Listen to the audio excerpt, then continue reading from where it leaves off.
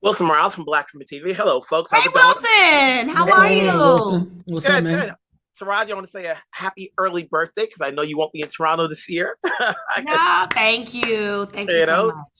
so you guys have worked together. You guys have had your share of films with a big ensemble. But as I told Will, this is too big to fail.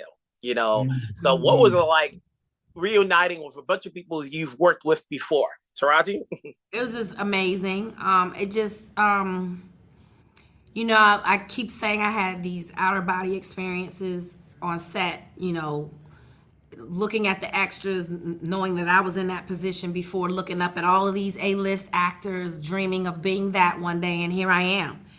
And knowing that I've worked with Kevin and Terrence, these are greats. These are A-listers. These are the dream. This is when I dreamt, as a young, hungry actor, I wanted to be on these lists, and here I am on the list. So, dream come true, 360 moment every day was just amazing. Pinch myself moment, Very, really. very important piece of the puzzle she is. You have to look back and just truly understand the moment and the opportunity. And I think right now, in success, we're part of a story that can be told over and over again. And the story I'm talking about is just showing how to collaborate, premium premier faces in our culture that have done so much that, before we get to that end of road or that end of time in our career, we all are finding ways to work together, finding ways to check the box of just camaraderie together and hopefully create some valuable IP while doing it. So this is an opportunity to restart a conversation and restart a moment that was once highlighted, right? Like when you look at the times of old, there's so many different versions of, the crazy talent collaboration of color on the big screen or on TV. So how do we put ourselves in position to do more of it and create more of it? This is it. This is one of them. And usually for me, it's interesting when you see these big A-list ensembles like this. It's usually in the realm of a comedy. So for me, it's really refreshing to see us in something dramatic and serious and something that is a historical moment that no one knew about. When you're working with the wardrobe department, we're talking period piece here. How much of a say did you have as far as the look you wanted to be on screen? Whether it's the hairstyle or whether it's the outfits. Taraji? I usually let the people who are hired to do those jobs. I mean, I'll give input if I don't feel comfortable or whatever, but a lot of times when you allow these people to do their jobs, sometimes they inform other things of my character that I didn't see. So I don't step in all the way going, hey, I think it should look like this because this is their job. So you have to allow these people to do their jobs, and in doing so, they will shed a light on your character that maybe you may have overlooked.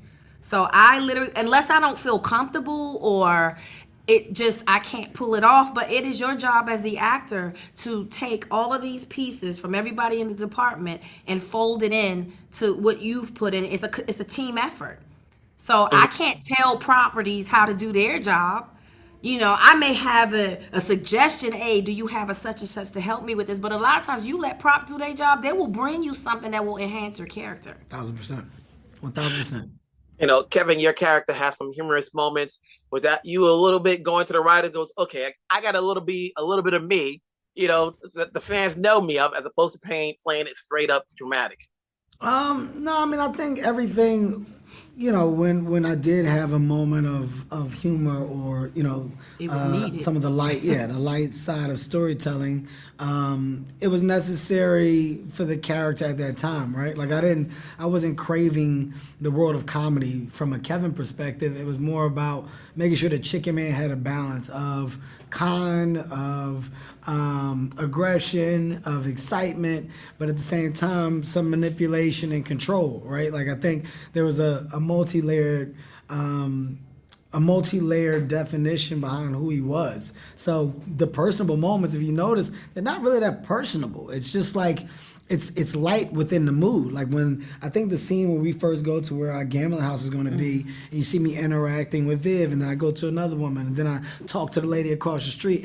He's navigating in the space where I got a lot of personalities I'm dealing with, but I need everybody to be on point. I need everybody to be on the same page so that this night can be a big night. So Chicken Man's trying to give everybody a piece of energy so that they feel like a valuable piece of that puzzle. But at the same time, Viv is on my ass, looking at me in a different manner. The neighbors looking at me like, what's he doing? What's going on? I got one woman that's happy with me. I got others that are looking for what to do. And at the same time, we got guys around that are, by the way, looking for direction. So he's constantly pulling a lot of strings within personnel. And I think just how you're doing it and how you manage it is where sometimes it presents funny, but the funny only sets up the world of seriousness for the turn that you saw come in Chicken Man's journey. But it's also an element that comedians bring to dramatic roles that I love. Sometimes, and I always told Kevin this, I always knew he was gonna blow. I just knew it. Something about him. You can see the special. And the special people is very special. Thank you, Tim. You're very special. Well, folks, job well done. You know, you did not fail. This series did not fail. I'm sure the audience is going to get a kick out of it. So congrats on this. And I'm sure I'll talk to you down the road on your next projects. Take care. Thank you. Appreciate you. Yeah. You know, I'm almost finished, and I'm really, really impressed. Well, I've seen all of your work, including Terrence's, and I have to say, you know, when you work with a cast like this, I always say, don't mess it up. Because every time the casting notice was coming up, I'm like, this is too big to fail. This is too big to fail. You know, so as the captain of the ship, how do you try to balance out and giving everybody, including Terrence, a scene at least to shine in? You think about that when you're constructing a project like this, right? And my job as a producer, I always think of myself as like the general manager of a sports team. I need to put everybody in a position to win, right? I would never dream of having the talent, somebody like a Terrence Howard or Sam Jackson, Taraji P, Henson, Kevin Hart. But what I do want to do is put them in a position to do what they uniquely do. And so I try to put them in the position, I try to give them the material that they need, give them the resources that they need as best as I can with my team, and then get the hell out of the way. That's the answer, Wilson. You put them in a position to win, and then you back up and let them go to work. It's interesting you say too big to fail. This was a very big project. It was a big project for me. It was a big project for our studio partners. At the end of the day, the audience will determine whether we succeeded in our mission. But I will tell you, I haven't been this excited about a project in a very, very long time. And the reason for it is this cast that we put together. But they wouldn't have come if you don't have the right material, if you don't have the right subject matter. So I got to give that props to our showrunner and creator, Shea Albana. He did a great job, right? Our incredible directors, from Craig Brewer to Carl Seaton to Tanya Hamilton. Like, it takes a village, as they say. And this was the village all working and rowing in the same direction, and I'm proud of the outcome. Yeah, but you gotta have the patience that you have also, because a lot of us as actors, you know, because we're so used to running a fast race, we were chomping at the bit. I was calling Will at least once every 2 weeks, like, dude, what am I gonna do something? Give me something to do, man. I'm sitting here, I'm not doing nothing. He's like, it's coming, it's coming. First of all, it wasn't every 2 weeks. It was, it might have been every week or every other day, brother. Come on now. I wanted to get out there and display, and everybody wanted to get out there and display. And that, you don't always find that on films. A lot of times people get in jobs and it's like, this is a money gig, okay. Right. Everybody's not doing what they really need to do. But this was something where everybody wanted to show out. Yeah. Everybody came with their guns fully loaded. Facts. And couldn't wait to leave all of the lead on the floor. But that's the best energy that you want. I'm telling you now, when you got that energy, when you have folks, when you got a Terrence Howard calling going, give me more, let's talk about this character, let's talk about adding layers, like he did, that's when you know you got something special. Because Terrence is right, sometimes actors will check out. Sometimes it's just a paycheck. That wasn't the case here. People were locked in, loaded, and I think you'll be able to tell that when you watch the series. Terrence, I gotta ask, you know, did you call Will when it came to your hairstyle, or was that you? You know, did you talk to the wardrobe department? It was like, what y'all got me looking like? You know, because you know how we are. When we see a bad hairstyle on TV and movies, we call them out. It's all over Twitter. It goes viral. Like, look what they did. Will needs to go to jail for what he got Terrence wearing. Well, I think that was me and Will's first kind of encounter, because I had to do an interview that we were supposed to shoot on Wednesday, but they changed my days and had me working Wednesdays, and people came in from Miami to do the interview, so I'm doing the interview in between shots on the show, and I've never done an interview in full dress, so I was kind of nervous about that. There was a part of me saying, okay, you're not supposed to be doing this shit, but I'm here, I'm doing it. But the response from everybody outside regarding the wig, and it actually, I think, brought a lot more attention to what we were doing with the show. And the wig didn't look bad. It looked great. You kidding me? That's what I'm saying. It looked amazing. That was part of the problem, Terrence. People couldn't stop talking about that damn wig because you looked so damn good. They weren't even listening. You were dropping facts and science, and they were like, but did you see his hair? Damn, he is laid. But shout out to Mona and our incredible hair team on our show, because they did not mess around. But they co-signed having the wig. They co-signed, the idea of what Cadillac was like. And I didn't get any pushback. There was no pushback on it. And I felt creatively appreciated, and therefore it makes everybody do their very best. Job well done. Obviously, the fans going to get a kick out of it, watching it week by week. I was, so keep it going. I will see you later down the road. Talk later. Good to see you, Wilson. Thank you, brother. Wilson Morales from Black Women TV. Hello, Mr. Jackson. How's it going? Oh, hey, man. How are you? Good. Now, you've had your share of films where it's been big ensemble, but here, and I told this to Will, goes with this cast, it's too big to fail. But the good thing about it is a lot of you have worked together in the past. You and Don, you and Craig Brewer, so like, what's that feeling like when you're working with a set of people you've done work with before? Well, all depends on whether you trust them or not. And those are two people that I trust. I love working with Don. He's a great scene partner, good friend, good golfer, all those things. So we have a lot in common, and we work together very well. It's a wonderful collaboration when we're together. Craig, same thing. I have no issue with Craig. We're working with Craig, and we've done a film together. And I see him sometimes, socially and otherwise. So I like working with Craig, and he's easy to work with. And he understands how we work, and he doesn't interfere with the artistic process that we're trying to use when we're working. Now, I know they have script supervisors on set, but some of these cast members are saying, oh, no, we referred to Sam when it came to, like, is this the right setting? Is this the right time period in terms of, because it's a period piece, everybody's like looking at you like, do we got it right? The car, the clothes, the hair? Well, I'm not that expert, but there are other things that people can talk to me about. Like we would use some references or words or phrases, and they would go, "What is that?" And I said, "That's what they said at that time." They didn't get it, or But trust me, it's right. So, throughout the years with the films that you've done, you always make sure you do not look the same. So when it comes to this one, was it your choice as far as how to have the hairstyle, or was it, the wardrobe and the costume hairstyling department? The costumes were from the mind of the designer. Sometimes I had something to say about a color or a fabric or whatever, but the style and cut and everything, he did a lot of research. He's a very smart kid. Did a great job with the costumes. The hair, Frank's hair, I have a great hairdresser that I've had for a long time, and a makeup artist, Jake Garber, who does wonderful makeup for me. He's done Steven from Django and Ptolemy Gray and Nick Fury from time to time, and Camille Friend, who's my hairdresser. She was the main hair person on Black Panther and what was that other big movie? Hunger Games. She did Hunger Games and all that stuff. So she's like the bomb.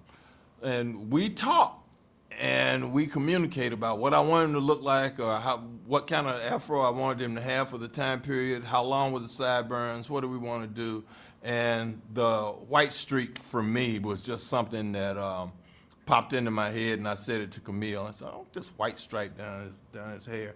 You know, there are people who have those, and we did it. You know, I'm also looking forward to now we'll talk about something else. But yeah, Before I let you go, obviously Frank's a badass. You know, he doesn't show any fear.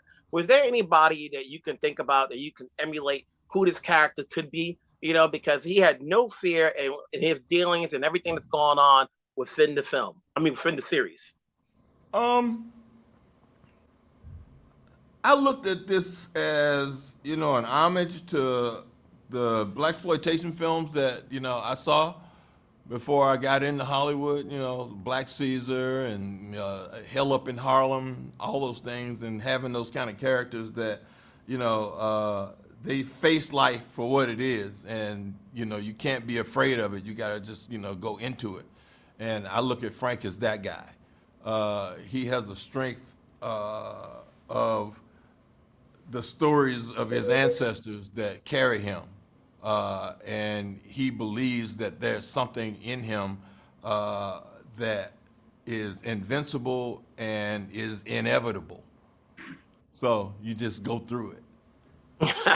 Mr. Jackson, it's been a pleasure. The film did not fail. The series did not fail. I keep saying it's a film because it feels like a long film, but it's a series that works. You guys did great. I will talk to you down the road.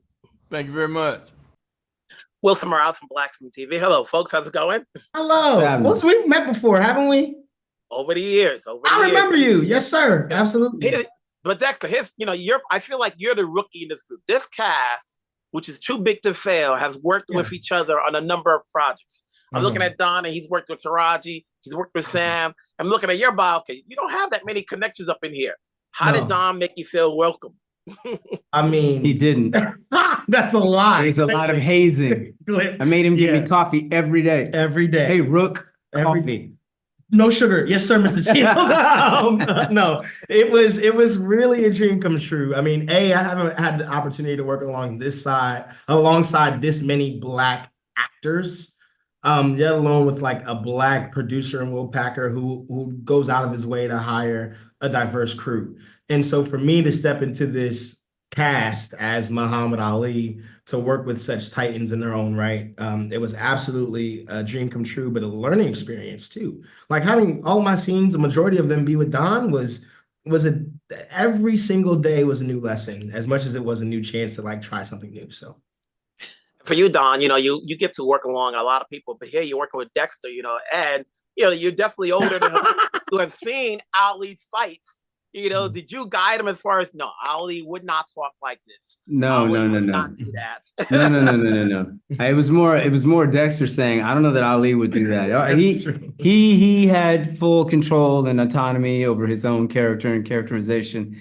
And not only that, but you know, we would look to Dexter to say, like, you're the authority on this. Like, what would he do? How would we do this beat and do this moment? And you know, some things are set in stone, but often there's a lot of malleability when you get to a set and people are trying to figure things out together. And it was a collaborative situation, but no one had to tell Dexter what to do. Dexter's a pro. And it was fortunate to do it in that space, to have the creative license to work alongside your idols, but also now your peers to say, does this work? Can we try this? And they say, yes.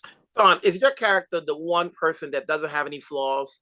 Are we rooting for him to be the goody choose, you know, do little right guy? I think having no flaws is a flaw. I was about to say, would you say JD has no flaws? Yeah, no, I think JD is flawed. And I think that, you know, sometimes having that, we'll say goody two shoes, to use your word, makeup means that you are inflexible. And sometimes you need to be able to bend in order to get to do the things that you're trying to do. And I think that's what JD is struggling with. He's trying to figure out how to stay who he is, how to actually stay on the right side of the things that he's trying to do, both personally and professionally, but also how to actually be effective. And sometimes those things don't comport. And that's what I think is his challenge through this piece. But that's what makes Don a master. Like your question right there, you saying that you don't really view as watching the show as a man who doesn't really view JD with flaws. Like Don does such a great job of articulating struggle on camera that makes you feel like even if he's making this decision, you support it anyway. You know what I mean? Like when we have our standoffs, you agree with JD at times, and most people will agree with Ali, you know? So I think it's one of those things, just the truth behind his performance. Dexter, how did you want to play Ali from what others have done before to make it your own? I did exactly what you said, made it my own. I don't think I can I had to understand that I was stepping into Ali's boots, not Will Smith's, not Ray Fisher, and et cetera, et cetera, et cetera, et cetera, right? So like understanding Muhammad Ali to the best of my ability was my task. It was my goal. And also understanding that it's just this fight. You know, I'm building this guy, I'm building the levity and everything that took this man to get into this ring. But these last 3 years of his life, whether he's sitting down doing interviews or whatever, what's that guy's like in 1968 to 1970? And that's the Ali that I really wanted to capture. Did you see Ali doing Ali? Yeah, oh yeah. You see The Greatest? Oh yeah, of course it's on The Greatest. Yeah. I mean, Ali, if Ali could have played Ali, he would have. So he'd be doing this interview with Don Cheadle right now. Yeah. You know, Like, Ali, you were 28. He was like, no, I wasn't. I'm doing it. Yeah, I'm doing it. guys, you did a great job. Like I said, this cast and this series is too big to fail. Best of luck on your next projects. I'll talk to you down the road. Yes, sir. Thank you.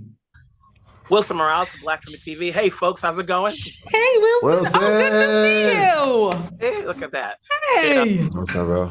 I said to everybody else, this cast is too big to fail. You know, it's like we're watching it every time new cast was being added. I was like, I'm a little nervous, but the writers came through for y'all. They gave y'all good enough parts. What's it like to be part of this ensemble? You know, I'll start off with you, Chloe. It is so amazing to be a part of this star-studded cast, and to say that I'm a part of it means a lot to me, to be honest. You know, we all represent the Black community in a pretty cool way, and to tell this story, I'm happy that we did. And Sinqua, here you are. You know, obviously, you're no stranger to being a part of a series that, that's part of the past. You did Soul Train. You know, did you have to grow your hair back, or was that a wig?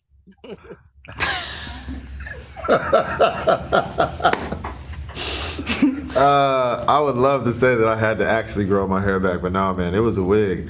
And shout out to the hair department, who are award winning. They truly are award winners, and they have won awards, and they'll continue to go on to win awards. They did an amazing job with all of us, and they defined that look, and they set that look. And I remember, being in the first hair test, and I was like, I think McKinley would have his hair like this. And they're like, yeah, it's going to be a fro. And I was like, oh. I was like, another one. Another one. And then I said, let me see it. And then they showed it to me. And I was like, man, it looks really cool. It looks really good. And they did such great work. So it helped tell the story, and it made my job easy. Whenever there's a heist movie, that's dramatic, not comedy, that's dramatic, it doesn't always end well without giving spoilers. So you look at your characters you're playing. When you first got the script, did you go to the end and says, okay, do I make it out alive? Am I going to get rich? What part of the story am I belonging? Oh, yes. I think in order to tell the story right, you want to know, where it ends up. Yeah. And that's all I will say for me.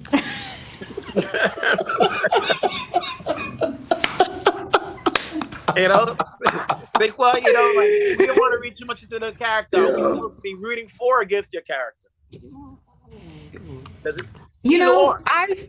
For me, I would be rooting for Lena. I would too. Yeah. It's like, that's the thing about this. You don't know who to root for, because we're all bad guys in someone's story. Yeah. And that's life. That's life. That's not life. I'm not a bad guy.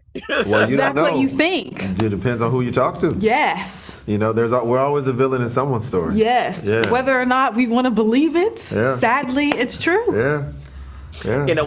When you work with this cast, and a lot of people you guys have had your share of work, but when you're working, with Sam and Don, and each of you have had scenes, is there anything you're picking up from them or from the directors that you can take on to whatever project you do next? Oh, so many things. I think that I've had to say this answer a couple of times. I'm gonna say it again in the fact that like I read this book that I love so much by Matt O'Kane. It's called Acting in Film, and in the film he says, in his book he says that all great artists steal, but if you're gonna steal from the best. And so to have this opportunity, that was what really drew me to this project, was because each one of these icons represents a lane and a direction for us to ascend to. And so I felt like being in a space where you can watch it firsthand, it's like free film school, free career advice, free almost like destination planning. So what was it like for me was to steal from everyone as much as possible. Anything that was good, anything that was good sauce, anything that was a good tool, I was gonna take it and try to add it to my toolbox to kind of hone in on what is my thing as it continues to unfold. But you, Chloe, as I watched your work on screen, you seem to be growing in different areas, whether it be something that's sitcomish or very, obviously praise this. Here, this is something totally different that your fan base is going to see you in. What more do you want to do as you continue to grow in this business? I want to challenge and push myself. I want to do things tomorrow that I thought I couldn't do yesterday. That's what I want to do. And I'm happy people will be able to see me as Lena in this light. For sure. And you do that. You do that. You truly do that. I'm sorry, I just want to give you your flowers. We bounce off of each other, but I want to give you your flowers because you really do step in and recreate each moment, each character to live independently so that when people see it, they don't see Chloe Bailey playing a character. They see an actor portraying a character who happens to be Chloe Bailey. So you do that. You truly do that. No, for real. You really do that. Well said. Well done. The series is ahead. I hope more people continue to watch as we talk about it. So I will talk to you guys down the road on your next project. Wilson, keep posting us, man. Thank you. Will do. Wilson Morales from Black Film TV. Hey, Shay, how's it going? Hey, Wilson, nice to meet you. Yeah, we actually met at the Martha's Vineyard. It's a good showing out there. Obviously, you're ready for the world to see it this coming week. When you're tasked to be, the showrunner with this big electric cast, what are the pitfalls of not, making it fail? What are the pitfalls of not making it fail? Yeah. We too big to fail at that point. That's the way to say it. That's basically it. And also just the personal responsibility of telling this story and being a citizen, of being from a native of Atlanta.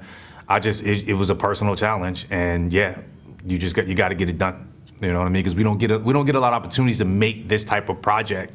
So, but when you got Will Packer and Kevin Hart, behind you, that definitely gives you a little bit of gas in your tank. And you can put this project together, but you can't. What's not easy is putting this cast together. So when you have this cast, and a lot of us have seen them on the big screen, for them to stand out, take big roles, small roles, how do you try to balance it out with the writers so that each one has at least a scene that they can make an input in the series? You just said it. I mean, what's important to me with all of these characters was that they all had at least one moment to cook. And then some of them, and honestly, for most of them, had multiple moments because they're just that good. They could take something that was probably not a scene, that was a cook scene, and they can make it, they can cook it. And so for me, it was just, being a fan, even like the room, our writer's room, we're all big fans of all of these actors, and we've watched enough of their stuff, specifically me, to where I feel like I really understand their cadences, I understand their rhythms, I understand like the thing. I've watched enough of their movies and television to know like kind of the thing that makes them specifically dynamic and how I can connect that. Like if anything, that was the driving force when trying to like really develop these characters. Once you get this cast in, you kind of know what Don Cheadle brings to the table. You know what Sam Jackson brings to the table. So specifically with Sam, when he came in as Frank, we started to add more interesting elements to Frank to like add more to that character and actually make that antagonist not feel like a traditional antagonist. He has dreams too, just like Chicken Man. And I think that makes him, you can identify with him. And a lot of that came just from having Sam on the project, because Sam is just such a smart actor. And he's an historian too. I've seen your work with Low Life. I know Nikki and Santana. I've seen God's Country. Here, with your work as a showrunner, how have you grown skill set wise being in this position? Those projects you mentioned kind of were like breeding grounds almost to get ready for this, because even when you look at something like Low Life, that was made with a cohort of creatives that I went to film school with, and we would get together, pool our resources, and make stuff. So I already knew already had producer experience and even writer's room experience, because it was multiple writers. We would work like a writer's room, and we would divvy up different assignments. So what I'm trying to say is those projects, God's Country, the collaboration I had on God's Country, the collaboration I had on Low Life, they prepared me to be a showrunner, because it was I wasn't just a writer. I was a producer in a lot of ways. Sometimes I was directing things. Sometimes I was acting in things. So it helped me to prepare to wear the multiple hats that you have to wear as a showrunner, because that's really what it is wearing multiple hats. And those experiences on those projects really dive in and kind of like getting dirty. That helped me to prepare for doing this project at this level, because it's the same skill set. It's just different people. And you obviously have to honor that. If you're working with Sam, you want to honor that. But in terms of like the skill set, the toolbox, the muscle memory, it's all the same to me. When you do a period piece like this, it's important to get everything right, because there's going to be that watchful eye that looks for the little nuts or cracks, and they're like, wait a minute, that car wasn't available to that year, and so forth. How important was it to have your script supervisor be on point and making sure everything's right with the time frame you're working with? It was extremely important, but honestly, it was a family effort. It was Sam being there and being like, oh, I was here 40 years ago. Yeah, that's not accurate. You know what I mean? Or our hair and makeup department was just amazing in terms of like attention to detail, in terms of hairstyles and wardrobe, and our costume, our wardrobe department, in terms of like what was fashion, like down to like, okay, so this fashion is from 1974. It's 1970. That ain't gonna work. So it was definitely like a team effort in terms of getting things right that was filtered through the script supervisor. But a lot of that work was getting done and happening, before we even got to set. It was production design. It was every department having like detail to things being right and things being historically accurate. And more specifically, those people that will say like, I'm related to some of those people. I got my own family might come be like, that ain't a real, that house is not a house from Southwest Atlanta. You know what I mean? So me being from the city and also being very obsessed with detail and accuracy and bringing in people that were also kind of like wired that way really helped us to tell this story in like the most authentic way possible.